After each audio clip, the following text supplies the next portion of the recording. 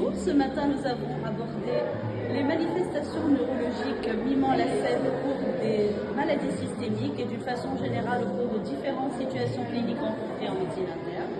Nous avons commencé par aborder les nouveaux critères McDonald 2024 de la sclérose en plaques avec l'intégration de la nouvelle localisation qui est l'atteinte du nerf optique, l'intégration de nouveaux marqueurs biologiques que sont les chaînes légères kappa dans le LCR et l'intégration de nouvelles données à l'imagerie, à savoir l'anneau paramagnétique et le signe de la veine centrale, ainsi que l'intégration du RIS comme un critère de localisation spatiale de la scène.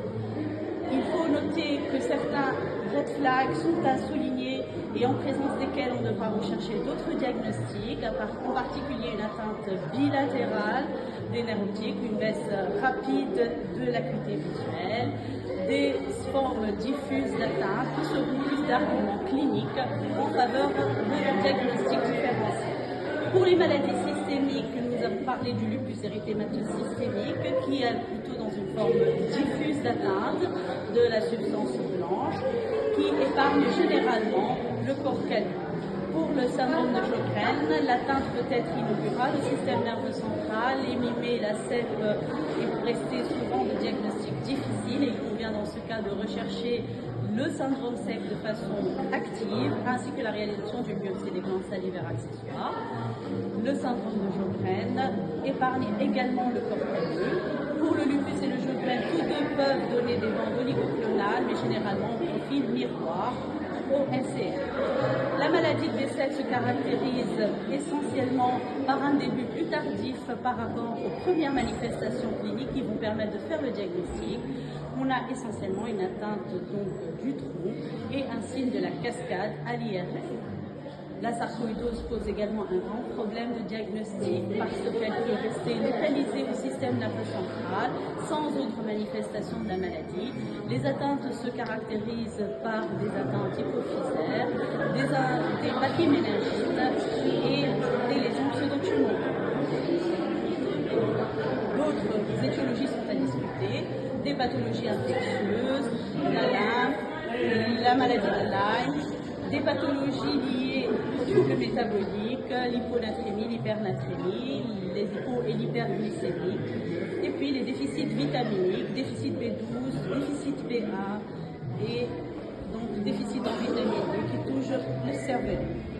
Concernant les neuromyélites, nous avons la NMO qui se caractérise par une atteinte médulaire cervico-thoracique extensive, en plus de l'atteinte du nerf optique, avec présence d'anticorps anti-aquaporine de type 4. Il est rapporté des cas d'association entre NMO et syndrome de Sjögren.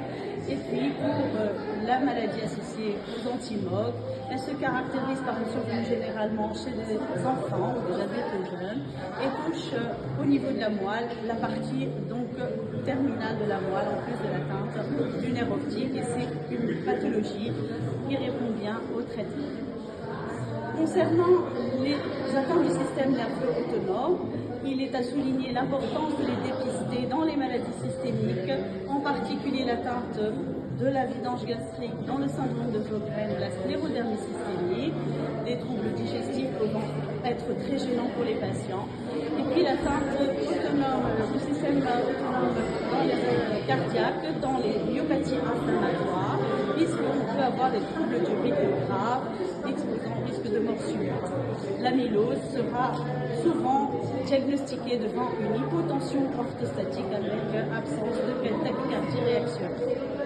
Et puis, nous avons abordé le grand chapitre des neuropathies paranéoplasiques avec l'émergence de nouveaux anticorps, avec des anticorps à haut risque de cancer, comme l'anti-TIGIT, avec des anticorps à risque intermédiaire, comme les antirécepteurs NMDA.